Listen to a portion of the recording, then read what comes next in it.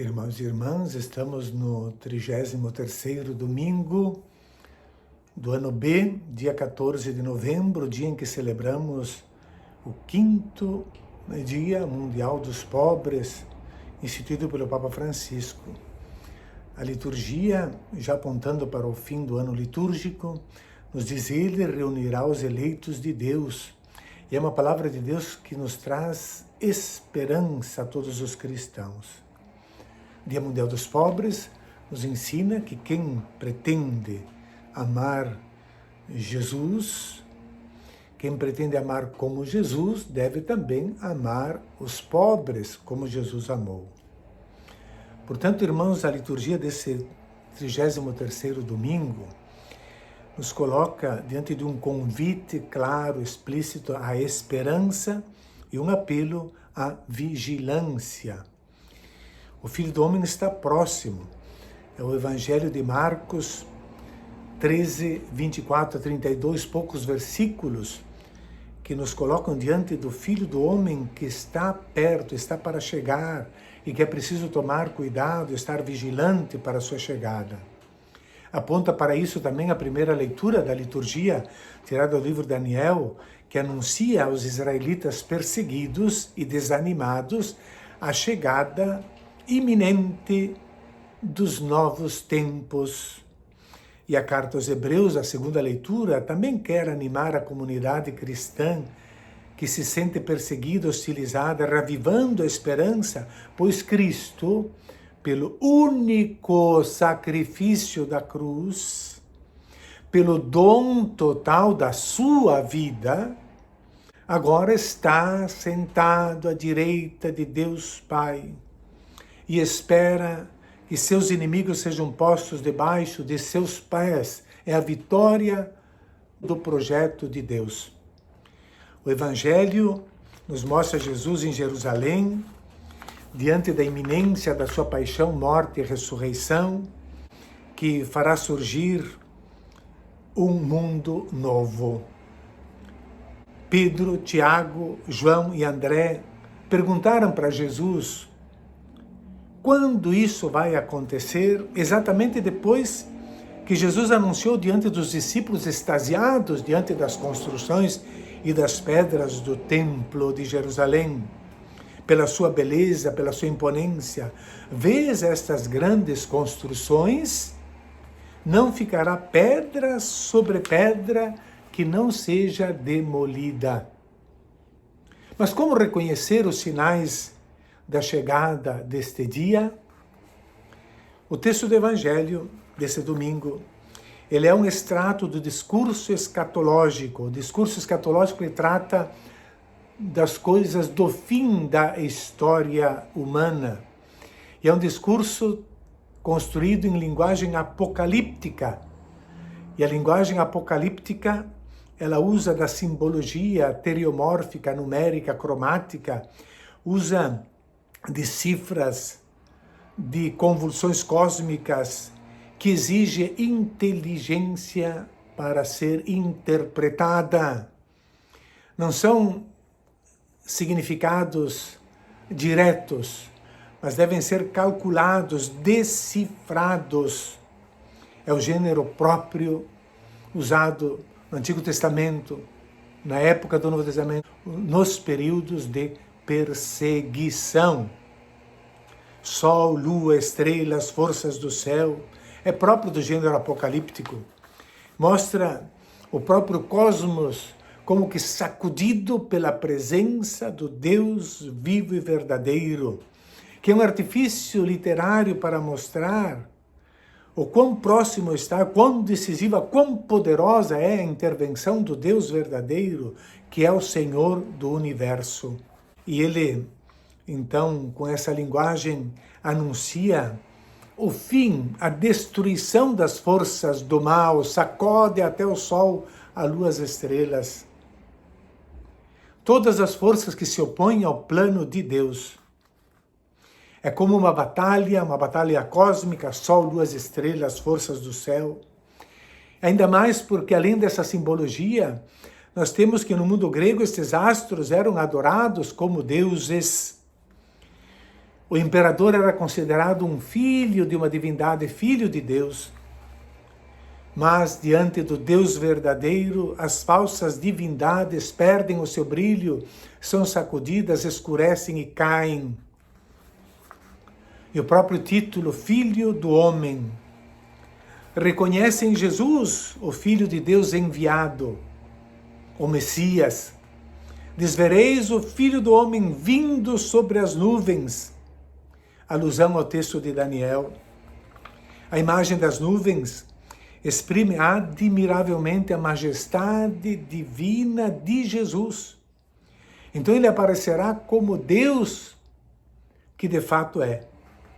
Com efeito, no Antigo Testamento, Deus revela-se no claro escuro das nuvens, que estas servem para ocultar, mas também servem para revelar, as quais também constituem como que um carro para trazer Deus, ou a sua tenda, as nuvens. Assim como a nuvem entra na tenda da aliança, simbolizando a presença de Deus. E Jesus vai dizer: aprendei, pois, da figueira. Jesus tem necessidade de explicitar seus ensinamentos, mostrando que esses acontecimentos vão vir. Jesus sente a necessidade de ser mais explícito. Não passará esta geração sem que tudo isso aconteça. Passará o céu e a terra, mas as minhas palavras não passarão. De fato, não tardou, depois da morte e ressurreição de Jesus, que estourasse a guerra judaica contra os romanos 36 anos depois, quando o procurador romano Floro exigiu uma grande soma tirada do templo, do tesouro do templo de Jerusalém. Isso provocou a reação do povo judeu na guerra judaica e a reação do imperador Nero, que encarregou Vespasiano de esmagar a revolta judaica.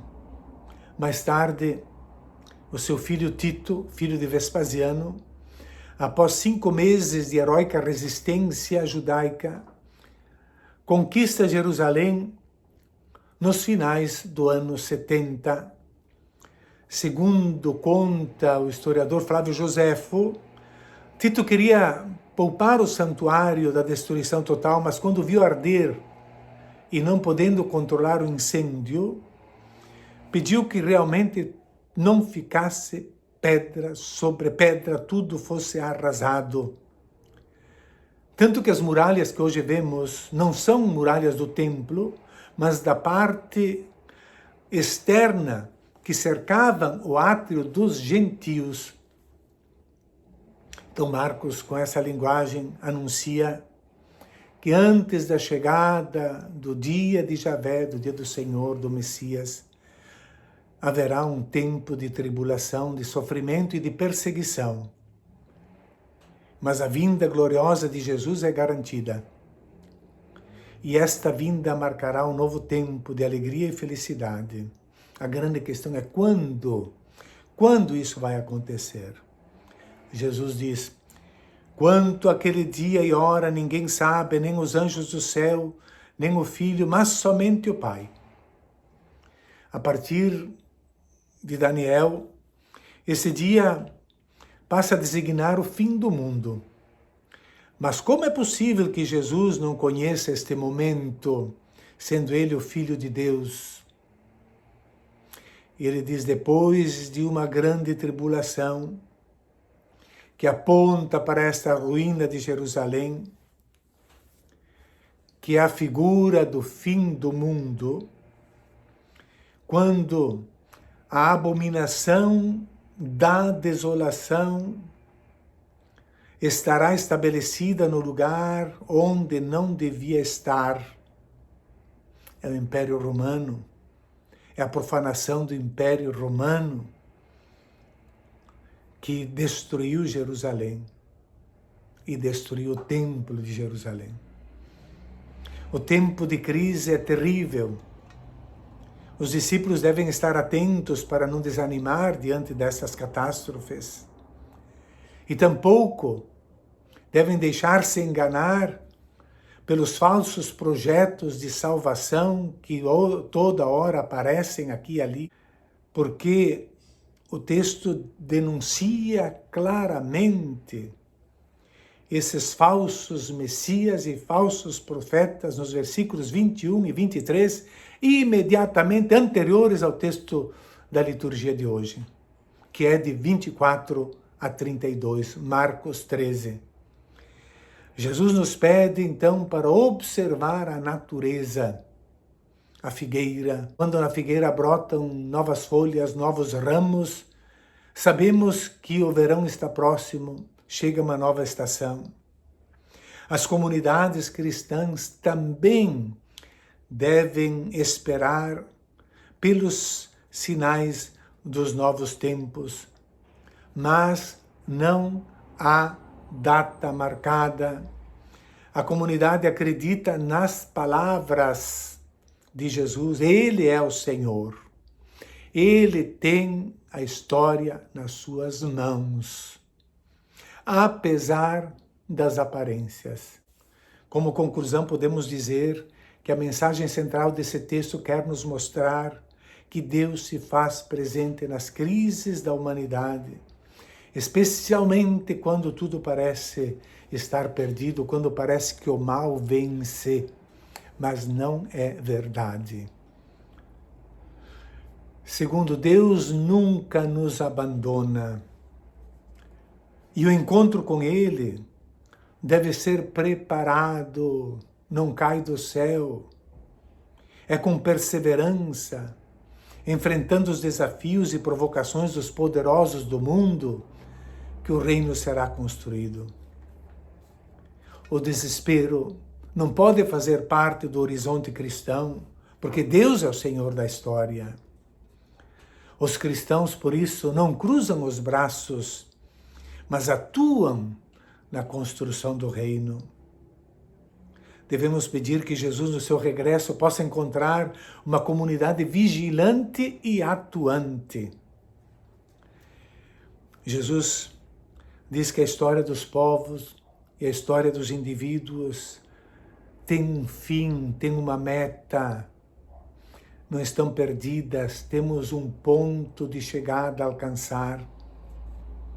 Não conhecemos os tempos nem os modos. Tudo é conservado no segredo do mistério infinito do amor de Deus. Mas Jesus nos deixou um princípio fundamental para guiar a nossa vida. O céu e a terra passarão, mas as minhas palavras não passarão. Este é o ponto crucial. Esse encontro é o momento em que cada um de nós deverá compreender, e é hoje, se a palavra do Filho de Deus iluminou a nossa existência pessoal, ou se simplesmente lhe viramos as costas. Ninguém poderá evitar este momento. Já não servirá astúcia, nem mesmo poderá ser usado o poder do dinheiro, o poder dos meios econômicos. Só disporemos daquilo que realizarmos nesta vida,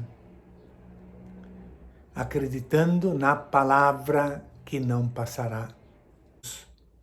Porque só levaremos conosco aquilo que nós fomos capazes de dar para os outros. Isso nos coloca em cheio na mensagem do 5º Dia Mundial dos Pobres. Quando o Papa, citando Deuteronômio, ele nos exorta dizendo: se houver junto de ti um indigente entre teus irmãos, não endurecerás o teu coração e não fecharás a tua mão ao irmão necessitado. Abre-lhe a tua mão, empresta-lhe sob penhor, de acordo com a sua necessidade, aquilo que lhe faltar. deves dar-lhe, sem que o teu coração fique pesaroso. Porque em recompensa disso, o Senhor teu Deus te abençoará em todas as empresas das tuas mãos. Sem dúvida, nunca faltarão pobres na terra. E, mais lindo ainda, para concluir, as palavras desse grande sacerdote Primo Mazzolari, que dizia: gostaria de pedir-vos para não me perguntardes se existem pobres, quem são e quantos são, porque tenho receio que tais perguntas representem uma distração ou um pretexto para escapar de uma explícita indicação da consciência e do coração. Os pobres, eu nunca os contei, porque não se podem contar. Os pobres abraçam-se, não se contam. Um feliz Dia Mundial dos Pobres para todos nós.